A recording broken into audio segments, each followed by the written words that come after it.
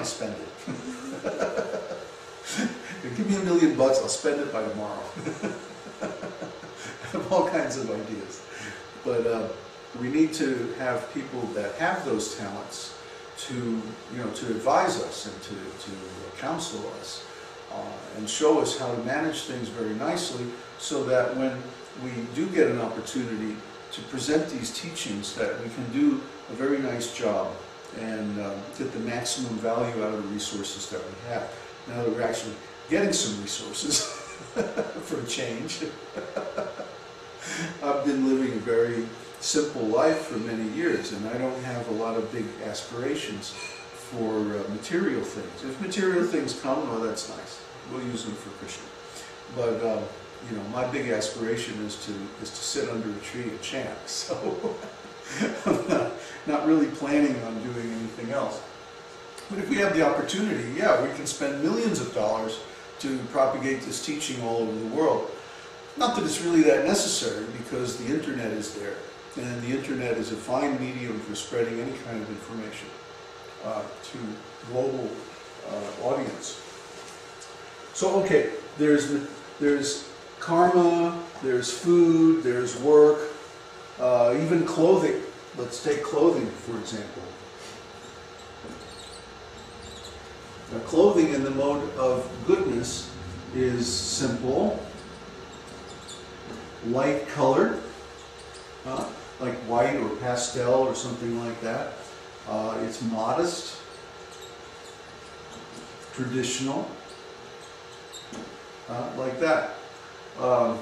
In the mode of passion, clothing is fashionable, expensive. It's usually, provocative or revealing. Bright primary colors or very bold designs, patterns and stuff like that. That's in the mode of passion. Clothing in the mode of ignorance. Oh, and yeah, lots of bling. Bling is in the mode of passion. In the mode of clothing in the mode of ignorance is like old, dirty, used, go to the thrift store, like that. Dark or muddy colors, like dark, brown, black, like that. What else? It doesn't fit, right? What's that? XXXL clothing. Doesn't really fit. It's like it's grungy. Everything in the mode of ignorance is like that. It's just like degraded, old, icky, like that. Music. Oh, here's a good one. Music in the mode of goodness is like holy, sacred, beautiful, peaceful, noble. Music in the mode of passion is like, uses a lot of percussion instruments, very rhythmic. Oh yeah, in the mode of goodness, music is melodic, very melodic. Music in the mode of passion is very rhythmic and harmonic. Right? Music in the mode of ignorance is like, heavy metal or something like that. It's very angry. It's about sex life and drugs and stuff like that. Rap? What's that? Rap. Rap. Absolutely. Rap music. Generally speaking, music that only has rhythm and no melody or harmony is in the mode of ignorance. And more that has more harmony is in the mode of passion, and has more melody it's in the mode of goodness. Like Indian music, for example. Indian classical music, there's a drone, and then there's a solo instrument, and there's no chords, there's no harmony. Because in the olden days, people would hear the combination tones of the melody and the drone, and that would be enough for harmony.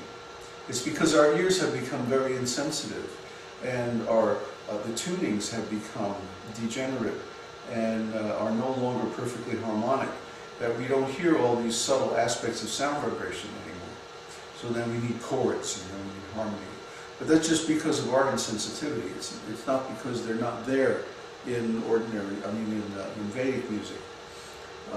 So I think of things in the mode of goodness as being natural and ordinary and right and true. That's the way people should be. That's what we should be aiming for. A culture in the mode of goodness, for example, is a culture that cares for people. You know, where no one is neglected, where no one is homeless, where nobody is suffering, where everyone is cared for properly by people with resources or by the state. That's a culture in the mode of goodness. And culture in the mode of passion means based on competition, envy. Whoever can get the most first wins. You know, that's a culture based in the mode of passion. A culture based on the mode of ignorance is like animal life. You know, everybody's just living according to their sensory desires. There's no principles, there's no laws, no right or wrong. Everybody's out for themselves. Life has no meaning, you know, that kind of culture. Like people in the mode of ignorance think there is no meaning to life. Like the existentialists or the Buddhists or something. Oh, it's just emptiness, voidness, you know, like that. But people in the mode of passion think, oh, life is about enjoyment, and you got to go for it with all the gusto you can, right? This is the mood of people in the mode of passion. The mode of goodness, people think, well, I have my duty to perform according to the service that I have to do for God, and I'm using my best knowledge, my best skill, you know, to perform that. They're driven by a sense of duty, by a sense of what's right, rather than by their own advantage. And even the great souls in the olden days, you know, if there was an opportunity to sacrifice for the sake of higher duty, they would do it without hesitation, without question. So that's the mode of goodness, where a person gives their time and energy to some noble cause.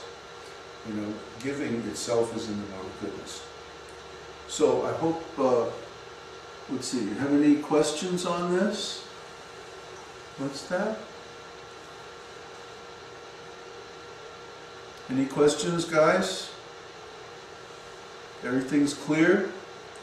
Three modes of nature? No? Okay. Any questions?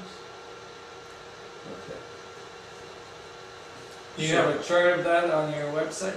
Oh yeah, I have a whole very detailed chart of this. Again, it's in the astrology course. It's called Laws of Karma.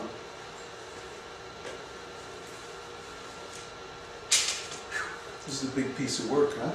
Yeah. You thought I was just going to draw some charts, some astrology charts, huh? Well, we'll get to that.